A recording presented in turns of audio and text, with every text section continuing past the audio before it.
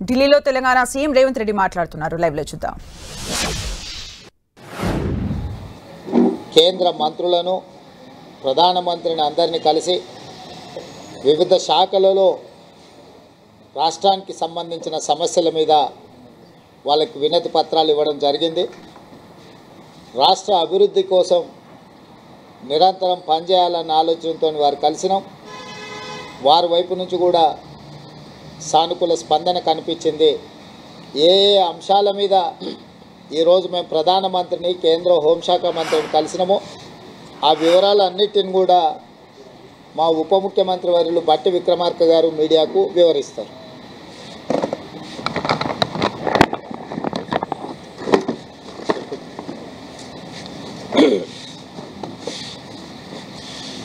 Media మిత్రులందరికీ కూడా ముందుగా నమస్కారాలు.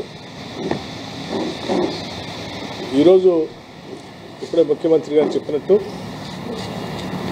తెలంగాణ రాష్ట్ర ప్రయోజనాల కోసం అట్లాగే విభజన చట్టంలో పొందుపరిచిన హక్కుల కోసం ఈ రెండు అంశాలపైన దేశ ప్రధాని శ్రీ నరేంద్ర మోడీ గారిని అట్లాగే హోంశాఖ మార్చులు అమిత్ షా గారిని కలిసి రాతపూర్వకంగా రిప్రజెంటేషన్ ఇవ్వటమే కాకుండా ప్రత్యేకంగా కూడా వారికి రిక్వెస్ట్ చేస్తూ కొన్ని అంశాలు వారి దృష్టికి తీసుకొచ్చాం. వాటిలో ప్రధానంగా తెలంగాణ రాష్ట్రానికి సంబంధించి అతిపెద్ద పబ్లిక్ సెక్టర్ అండర్టేకింగ్గా ఉన్నటువంటి సింగరేణి కాలనీస్కి సంబంధించి గోదావరి వ్యాలీ పరివాహ ప్రాంతంలో ఉన్నటువంటి కోల్ బ్లాక్స్ అన్నింటినీ కూడా ఆక్షన్ లేకుండా సింగరేణి పబ్లిక్ సెక్టర్ అండర్టేకింగ్కి కేటాయించవలసిందిగా వారిని ప్రత్యేకంగా కోరాం. అట్లాగే ప్రతి రాష్ట్రంలో కూడా ఒక Indian institute of management IIM సంబంధించి ఆనాటి పార్లమెంట్లో అప్పటి ప్రధానమంత్రి మన్మోహన్ సింగ్ గారి నాయకత్వంలో కొన్ని హామీలు ఇచ్చారు. తెలంగాణ రాష్ట్రానికి కూడా ఒక ఐఐఎంని ఇంకా 10 సంవత్సరాలు అవుతున్నా రాలేదు.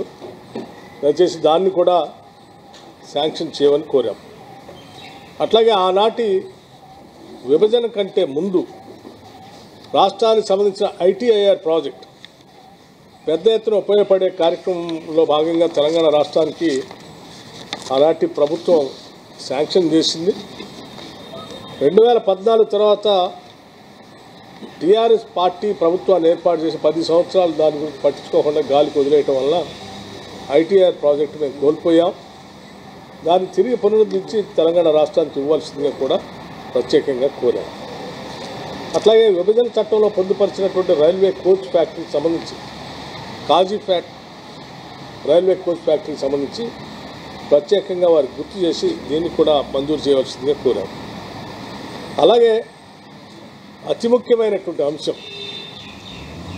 దేశంలోనే డిఫెన్స్ రంగంలో కానీ స్ట్రాటజిక్గా కానీ అనువైన ప్రాంతంగా ఉన్నటువంటి తెలంగాణ రాష్ట్రంలో అనేక డిఫెన్స్ సంబంధించిన పబ్లిక్ సెక్టర్ సంబంధించిన పరిశ్రమలు ఉన్నాయి. వాటన్నిటినీ ఎకోసిస్టమ్ కూడా బాగుంది కాబట్టి మాకున్నటువంటి వాతావరణం కానీ హ్యూమన్ రిసోర్సెస్ కానీ అందుబాటులో ఉన్నాయి కాబట్టి సెమీ కండక్టర్ మిషన్ని తెలంగాణ ప్రాంతంలో చిప్ మ్యానుఫ్యాక్చరింగ్ కోసం ప్రత్యేకంగా పరిగణించి సహాయపడవలసిందిగా ఏర్పాటు చేయడానికి సహకరించవలసిందిగా వారిని కోరాం.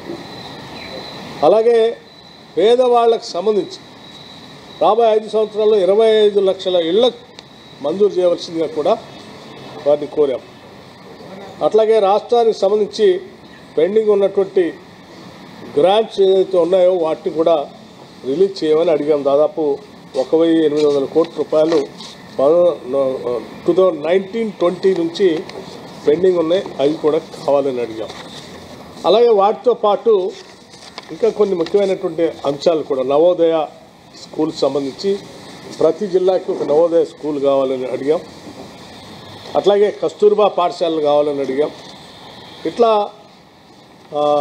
కుసుమ్ స్కీమ్లో లేకపోతే ఇంకొక స్కీమ్లో సోలార్ ఆల్టర్నేటివ్ ఎనర్జీకి సంబంధించి తెలంగాణ రాష్ట్రం కొత్తగా ఎనర్జీ పాలసీతో ముందుకు వస్తూ ఉంది. సాధ్యమైనంత మేరకు పెద్ద ఎత్తున కేంద్ర ప్రభుత్వం ఎనర్జీలో మమ్మల్ని గట్టిగా ప్రోత్సహించడానికి కావాల్సిన సహాయ సహకారాలు అందించమని కూడా వారిని ప్రత్యేకంగా కోరాం.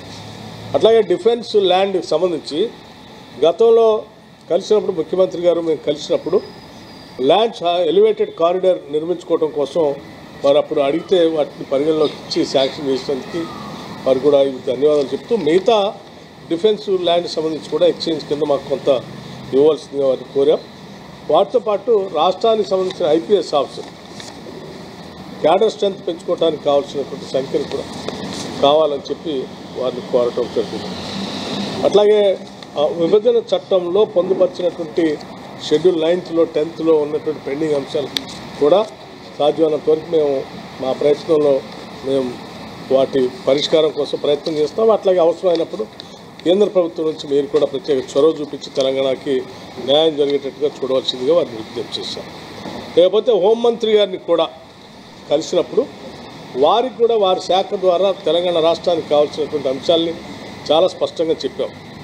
అందులో ప్రాధాన్యత సంబంధించినటువంటి అంశం నేను ప్రధానమంత్రి గారిని కలిసిన దాంట్లో అతి ముఖ్యమైన అంశం ఇంకోటి కూడా మర్చిపోయాం. స్టేట్ నేషనల్ హైవేస్ సంబంధించి స్టేట్ హైవేస్ సంబంధించి నేషనల్ హైవేస్గా వాటిని అప్గ్రేడ్ చేయవలసిందిగా కోరాం. అట్లాగే రీజనల్ రింగ్ రోడ్డు సంబంధించి నార్త్ వైపున మీరు నెంబర్ ఇచ్చారు, సౌత్లో ఇంకా నెంబర్ ఇవ్వలేదు. రెండింటి కలిపి ఒకటే నెంబర్ ఇవ్వాల్సిందిగా, తద్వారా త్వరితగతిన మేము రీజనల్ రింగ్ రోడ్ పూర్తి చేసుకోవడానికి కూడా అవకాశం ఉంటుంది. మీరు ప్రత్యేకంగా చొరవ చూపాలని వారిని కోరాం. అట్లాగే హోంమంత్రి గారికి సంబంధించి తెలంగాణ రాష్ట్రాన్ని మన ప్రభుత్వం ఏర్పడిన దగ్గర నుంచి, కాంగ్రెస్ ప్రభుత్వం ఏర్పడిన దగ్గర నుంచి డ్రగ్ ఫ్రీ రాష్ట్రంగా ఏర్పాటు చేయడం కోసం యాంటీ నార్కోటిక్స్ బ్యూరోని ఏర్పాటు చేయడమే కాకుండా పెద్ద ఎత్తున దానికి నిధులు సమీకరించి వారికి కావాల్సిన యాక్టివిటీస్ కావాల్సిన ఫండ్స్ అన్నీ కూడా ఇచ్చాం. రాష్ట్రాన్ని డ్రగ్ ఫ్రీ రాష్ట్రంగా మేము తయారు చేయడం కోసం ప్రయత్నం చేస్తున్నాం. దీనికి కేంద్ర ప్రభుత్వం నుంచి కూడా కావాల్సిన సహాయ సహకారాలు అందించాల్సిందిగా వారిని కోరాం. అట్లాగే సైబర్ సెక్యూరిటీ గురించి కూడా కేంద్ర ప్రభుత్వం నుంచి సహకారాన్ని కోరాం. అట్లాగే ఐపీఎస్ క్యాడర్ సంబంధించి మాకు స్ట్రెంత్ దాదాపు 29 మంది ఐపీఎస్ క్యాడర్ రావాల్సిన అవసరం తెలంగాణకి, వారిని కూడా కేటాయించమని చెప్పి వారిని కోరటం జరిగింది. లెఫ్ట్ వింగ్ ఎక్స్ట్రీమిజం కింద కూడా వెనుకబడినటువంటి జిల్లాలుగా గతంలో ఉన్నటువంటి జిల్లాలని తొలగించడం వల్ల కేంద్ర ప్రభుత్వం నుంచి మాకు రావాల్సిన నిధులు ఆగిపోతూ ఉన్నాయి. ఆ నిధులు సంబంధించి ఆదిలాబాద్, ఆసిఫాబాద్, అట్లాగే కొమరం భీం, ఆసిఫాబాద్, మంచిర్యాల జిల్లాకు సంబంధించి మళ్ళీ తిరిగి వాటిని చేర్చి నిధులు ఎక్కువగా ఇవ్వాల్సిందిగా, ఆ జిల్లాల అభివృద్ధి కోసం ఇవ్వాల్సిందిగా వారిని కోరాం. అట్లాగే మిగతా అంశాలు pending issues between Andhra Pradesh and Telangana సంబంధించిన రీఆర్గనైజేషన్లో ఉన్నటువంటి అంశాలను కూడా హోంమంత్రిగా మీరు బాధ్యత చొరవ తీసుకొని మాకు న్యాయం జరిగేట్టుగా చూడాలని చెప్పాం. ప్రధానమంత్రి గారిని కలిసినప్పుడు, అట్లాగే రాష్ట్రానికి హోంమంత్రి గారిని కలిసినప్పుడు ఇద్దరికి కూడా మేము గట్టిగా చెప్పింది, తెలంగాణ రాష్ట్రానికి సంబంధించి భద్రాచలం దగ్గర ఉన్నటువంటి 5 గ్రామాలని కూడా తప్పనిసరిగా తెలంగాణకు వచ్చేటట్టుగా భద్రాచలం దేవస్థాన పరిధిలో ఉన్నటువంటి 5 గ్రామాలు అటు ఇటు కాకుండా ఉన్నాయి. అవి ఆంధ్ర వాళ్ళు ఈ గ్రామంలో రావాలంటే తెలంగాణ నుంచి రావాల్సి వస్తుంది. మేము మా తెలంగాణలో భద్రాచలం తర్వాత ఉన్నటువంటి గ్రామాలు పోవాలంటే ఈ ఆంధ్ర ప్రాంతంలో ఉన్న 5 గ్రామాలు దాటిపోవాల్సి వస్తుంది. ఎప్పుడు ఏదైనా ఇబ్బందులు వచ్చినా, వరదలు వచ్చినప్పుడు కూడా వీళ్ళ సహాయ సహకారాలు అందించాలంటే కూడా ఆంధ్ర ప్రాంతానికి అడ్మినిస్ట్రేటివ్ పరంగా కూడా చాలా దూరంగా ఉన్నాయి. వాళ్ళు చేయలేకపోతున్నారు. ఏం చేయాలన్నా తెలంగాణ ప్రభుత్వం మీద ఆధారపడి ఉన్నారు. కాబట్టి 5 గ్రామాలను కూడా మాకు ఇచ్చేటట్టుగా చూడవలసిందిగా వారిని కోరటం జరిగింది.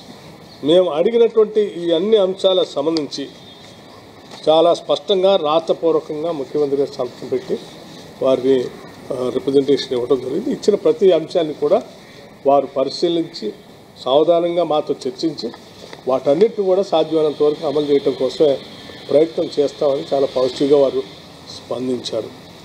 వారు ఆ రకంగా స్పందించినందుకు రాష్ట్ర ప్రభుత్వం నుంచి వారి ధన్యవాదాలు కూడా తెలియజేస్తున్నాం.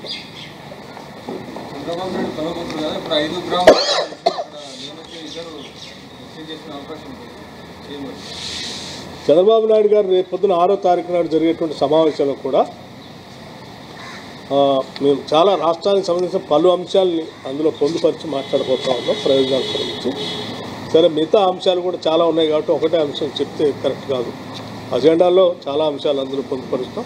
ఆ అంశాలన్నీ మీటింగ్ అయిన తర్వాత ఏం మాట్లాడాలని కూడా చెప్తాం. కాకపోతే డెఫినెట్గా కేంద్రంలో మేము అడిగినవి మాత్రం అంశాలు ఇవి. అక్కడ కూడా సందర్భం ఏమ్మా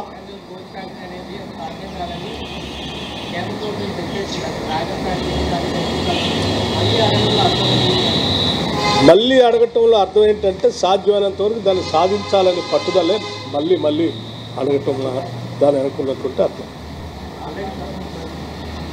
ఒకసారి 2 సార్లు 3 సార్లు ఎన్నిసార్లు అయినా సాధించేంత వరకు అడిగి సాధించడమే మా లక్ష్యంగా పెట్టుకొని మేము ముందుకు పోతాం.